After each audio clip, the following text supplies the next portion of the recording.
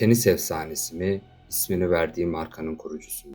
Evet, daha fazlası. Rini Lacoste, adil oyuna inanan zarif bir tenis efsanesi ve aynı zamanda giyimde devrim yaratan bir markanın arkasındaki tutkulu mucittir. Lacoste'un başarıyla dolu hikayesine göz atalım. 2 Temmuz 1904'te Paris'te doğdu. Tam adı Jean Rini Lacoste olan Rini, başarılı bir mühendis ve mucit olan babası Jean-Jules Lacoste ve annesi Mary Magdalen ailelerinin 4. çocuğu olarak dünyaya geldi. Rini çocukluğunda çok çeşitli ilgi alanlarına sahipti. Özellikle bilim ve teknolojiye büyük ilgi duyuyordu. Babası onun bu merakını destekleyerek küçük yaşlardan itibaren Rini'yi mühendislik ve icatlarla tanıştırdı. Bu ilgisi ilerleyen yıllarda tenis oyunundaki stratejik ve yenilikçi yaklaşımına da yansıdı. Rini Lacoste'un tenisle tanışması 1921 yılında babasıyla birlikte Amerika Birleşik Devletleri'ne yaptığı bir seyahat sırasında başladı. Bu seyahatte genç Rini babasının iş gezileri nedeniyle ABD'ye gitmişti. Babası uluslararası ticaret ve iş bağlantıları kurmak için bu seyahatleri yapıyordu. Seyahat sırasında Rini'nin dikkatini çeken şeylerden biri de tenis sporuydu. Amerika Birleşik Devletleri'nde tenis o dönemde oldukça popülerdi. Birçok tenis kortu ve kulüp bulunuyordu. Rini bu seyahatte tenis maçlarını izlemeye başladı ve kısa sürede bu spora ilgi duymaya başladı.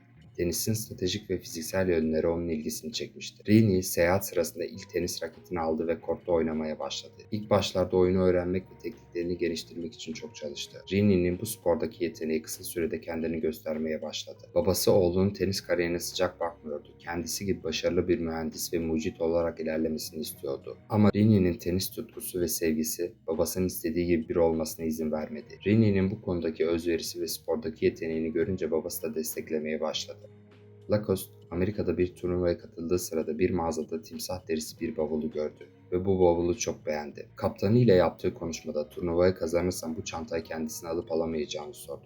Kaptanı Lacoste'un kararlılığını ve azmini takdir ederek bu bahsi kabul etti. Bu olay bir gazetecinin dikkatini çekti ve Lacoste'un korttaki azmi ve mücadeleci ruhu timsah benzetmesiyle anlatılmaya başlandı. Bu benzetme onun sahadaki inatçılığı ve rakiplerine karşı gösterdiği kararlılığı yansıtıyordu. Timsah lakabı kısa sürede yaygınlaştı ve Rini Lacoste'un bir sembolü haline geldi. Rini Lacoste'un tenis kariyeri olağanüstü bir başarıyla doldu.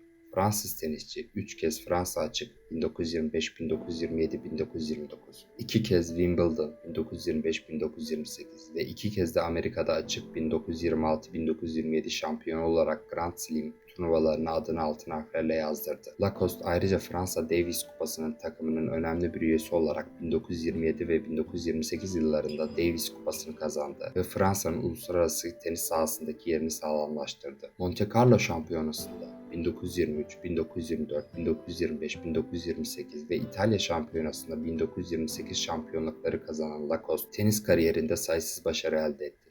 Lacoste'un oyun tarzı, güçlü teknikleri, özellikle backhand vuruşları ve stratejik zekasıyla dikkat çekiyordu.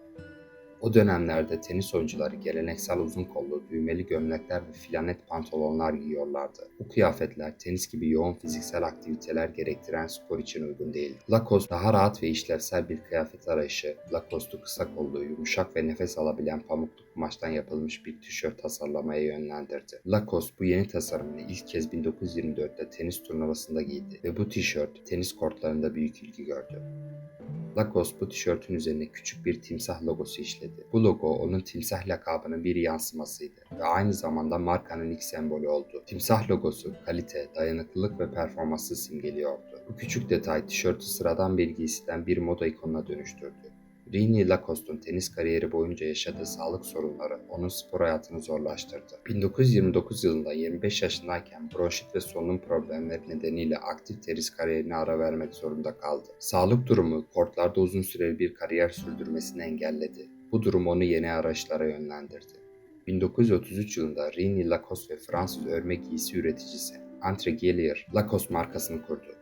Bu işbirliği Lacoste'un yenilikçi polo yaka tişörtünü daha geniş bir kitleye sunmak için önemli bir adımdı. Andre Gellier'in sahip olduğu tekstil üretim deneyimi ve teknolojisi, Lacoste'un tasarımlarının yüksek kalitede ve büyük ölçeklerde üretilmesini sağladı. Lacoste ve Gellier bu yeni giysiyi üretip pazarlama stratejilerini geliştirdiler. Lacoste, polo yaka tişörtünü sadece tenis kortlarında değil, aynı zamanda günlük yaşamda da kullanılabilecek şık ve rahat bir giysi olarak tanıttı. İlk tanıtım kampanyalarında Lacoste'un kendi başarılı ve yenilikçi yaklaşımları ön plana çıkarıldı. Bu strateji markanın prestijini ve güvenilirliğini arttırdı. Polo yaka tişört kısa sürede büyük bir başarı kazandı.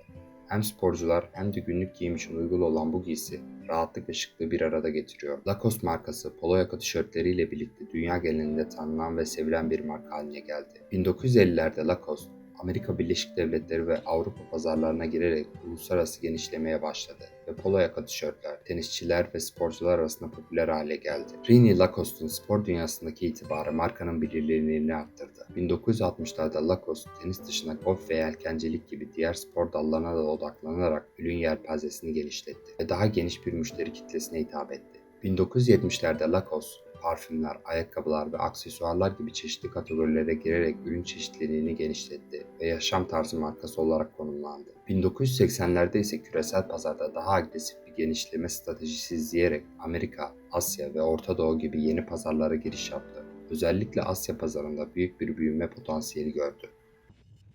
1990'larda Lacoste, genç ve dinamik bir kitleye hitap edebilmek için markanın imajını yeniledi. Daha modern tasarımlar, canlı renklerle genç nesillere cazip hale getirdi. 2000'lerde ise dijital pazarlama ve online satış kanallarına yatırım yaparak modern tüketici alışkanlıklarına uyum sağladı ve e-ticaret platformları üzerinden global satışlarını arttırdı. René Lacoste 12 Ekim 1996'da Fransa'da 92 yaşında vefat etti. Lacoste'un ölümü spor ve moda dünyasında büyük bir kayıp olarak görüldü.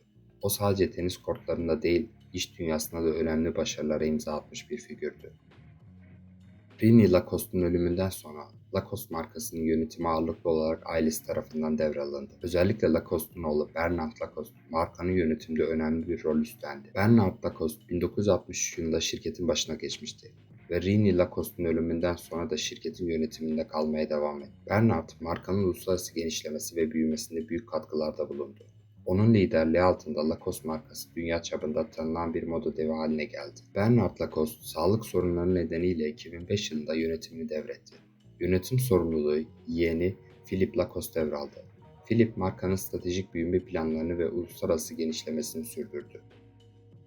2012 yılında İsviçreli aile grubu Maus Free, Lacoste'un çoğunluk hissesini 65.3'ünü satın alarak şirketin sahiplik yapısına önemli değişikliklere yol açtı. Tanınmış bir parakende ve dağıtım grubu olan Maus Free, Gent, Egil, De Coupes gibi diğer prestijli markaların da sahibidir.